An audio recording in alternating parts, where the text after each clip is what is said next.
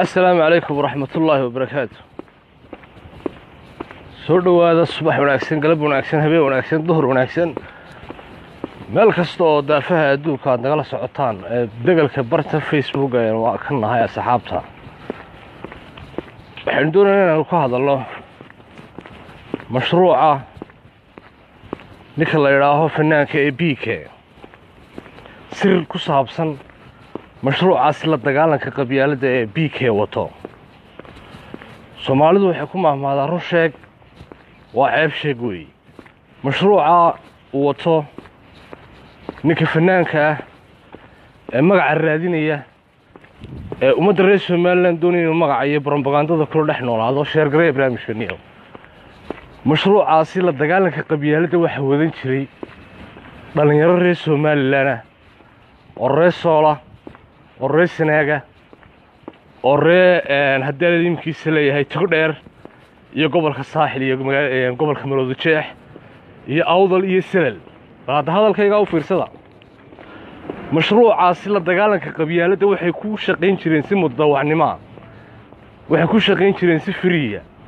waxa dhalinyaradaasi hormood u ahaa oo gudoomiye u ahaa ururkaasi la dagaalanka qabyaalada ninka la yiraahdo Cabdikariin Axmed Mooge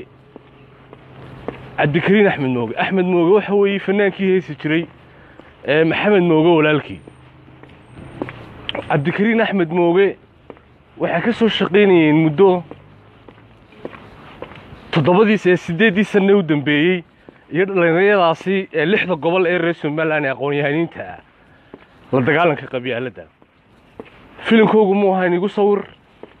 iyo mashruucana lacag ka raadiso lacag ka qaadato Cabdikariin Axmed Mooge iyo dhalinyaradaasi 6 gobol ee ilaa Sool ilaa iyo Salala in badan waxaynu ku aragnay iyagoo howlal fara badan ama Hargeysa hadee tahay ama magaalada Laascaanood ama magaalada Boormatay dhalinyarada ka wacyigelinaya la dagaalanka qabyaalada arrinkii dhalinyarada mutadawacnimada ku shaqeynaya aqoon-yahanka ahaa dhalinyarada ka wacyigelinaya qabyaalada waxa mashruucii laga xoogay oo loogu farmoodiyay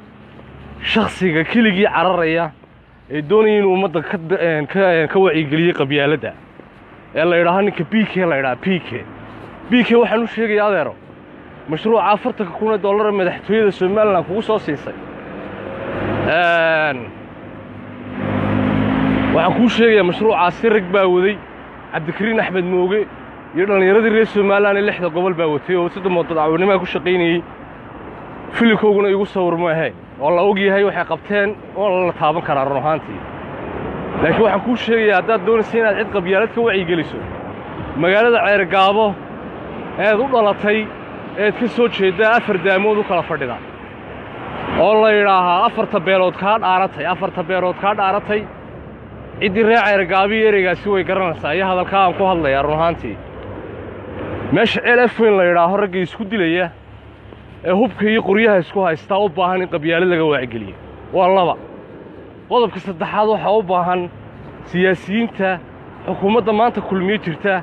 iyaga laftooda inaad qabyaalada laga wacyigeliyo uma baahna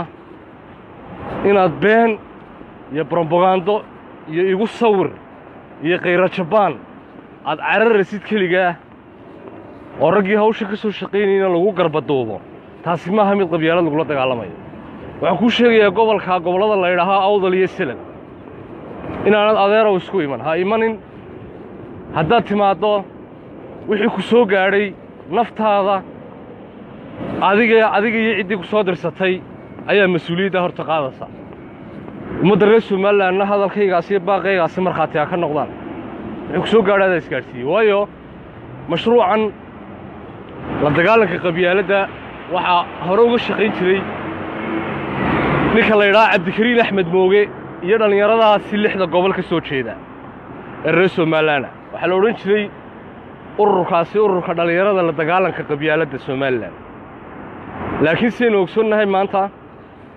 BK oo 40,000 dollar ku qaatay kaligiina cararaya oo doonaya inuu magac iyo samcad ka raadiyo arrinkan ayaa cararaya marka waxaan u sheeganaa in Cabdikariin Axmed Mooge hadiiba illa maal gelinayo iyo 6 gobol dhalinyarada ka soo jeeday wax bartay ee aqoon-yahaniinta ee gobolka Sool ilaa iyo Glooya caddeynta u dhaxaysa dhallinyaradii ka soo jeeday aqoon-yahaninta ah ee hawsha ka shaqayn jiray muddadii 8 sannadood ahayd in dhallinyaradaasi loogu wareejiyo hawshoodii gacantana ay halkaa ka sii wadaan ee ka sii qabtaan cidda qabyaaladda lagala dagaalamaya haddaba waayo cidda qabyaaladda lagala dagaalamaya waxa weeye waa saddexda xisbi qaran ee Soomaaliland ka jira kow ka qabyaaladda markay runta isku sheegno siyaasiyiinta hadday wasiirro yihiin iyo haddii kalaba ayaa laba ka ah waxa qabyaaladda saddexaad taallaa gobollada bariga Soomaaliland bay taallaa qabyaaladda ugu weyn haddaynu doonayno inaan runta istaabsiino dadka beero-qodatada ah ee beeraha iska qodanaya kalluunka xeebta kala soo baxaya ee galbeedka iska jooga qabyaalad kuma dhaqmaan adeer runta isku sheeganaya meesha ceelaf weyn la yidhaaho waa in qabyaaladda lagala dagaalamay raggu isku dilayaan BK adeeradii qoryaha isku haystaan magaalada Ceergaabo 4 daamood bay u kala fadhidaa waxa la yidhaahdaa 4 tabeelood ka dhaaratay 4 tabeelood ka dhaaratay markaan waxaan ku soo gabagabeynayaa nuxurkayga waxa weeye war BK oo $40,000 baad soo qaaday mashruucan Cabdikariin Axmed Mooge iyo dhallinyaradii tiimkii waday ee reer Soomaaliland oo dhan ahaa ee aqoonta lahaa ee sida mudadawacnimada ku shaqeynayay ee kamarad iyo igu sawir iyo aan hawshaasi ku jirin ayaa arrinka laga faramaroojiyay taasi waxay ceeb ku tahay xukuumadda maanta jirta ee uu hogaaminayay Muuse Biixi Cabdi run ahaantii BK ha isku tagin baan ku leeyahay Boorama haddii aad naftaada jeceshay ha isku tagin baan ku leeyahay Sayla haddii uu in rajo aad ka qabto waayo meeshaasi qabyaaladnimo taala naxlina ma yaalo qabyaaladdu waxay ka jirtaa systemka maanta jira ee dawladnimada ah taasi inaad ka hadashid oo dadka ka wacyigelisid oo la yiraahdo system dheelitiran oo saxan aynu waddankeena ku hagno oo ninka jooga yoocada xadka yoocada ilaa iyo Looya caddo ay ku gam'aan ay ku seexdaan ay ku naalowdaan laakiin maanta waynu aragnaa walaalayaal inamadooda Soomaaliland ahna wasiirka arrimaha gudaha jalanka militariga jalanka bilayska gudoomiyaha maxkamadda sare wasaaradda arrimaha dibadda wasaaradda diinta iyo awqaafta xeerlaaliyaha guud ee qaranka sirdoonka ma tirin karo intaasoo guud oo agaasimeeyala waxaba waynu arkanaa cidda screenka ka dhex muuqda ee sida aniga wajigayga u arkasaan aad u garanaysaan ka dhex muuqda haddaba dadka dhallinyarada reer Soomaaliland ayaa la mijar hawaabin dadkan waa 27 sannadood soo daalanay diihaal iyo rafaad iyo siyaasad xumo ku soo jiro la jiheen waayey marka adeer BK mashruucaasi Cabdikariin Axmed Mooge maxamed moogihii fanaanka ahaa walaalkii ninka garanaya magaca uu garanaya Axmed Mooge Liibaan inaan ku dhalay Cabdikariin Axmed Mooge ahna wasiir ku xigeenkii hore ee qorshaynta waqtigii uu joogay Siiraayo ninka iyo tiimkii laga faramaroojiyay la dagaalanka qabyaaladda lagu soo celiyay waxaan ku leeyahay Gibileyda ama aad shalay toolo joogtay BK oo adeer ka noqo waxaad hore u amba baxdaa oo gaadhigaaga istaarataay ka haysataa xaafadaad ka soo jeeda adigu ee magaalada Ceergaabo ee la yiraahdo 4 tabeelood ka dhaaratay qabyaaladdu saa u buuxdo ee hubka la iska sito gudaha Ceergaabo nin walba hubku sitaa 4 tabeelood ka dhaaratay baa la yiraahdaa Ceergaabada adigu aad ka dhalateed ka timiday BK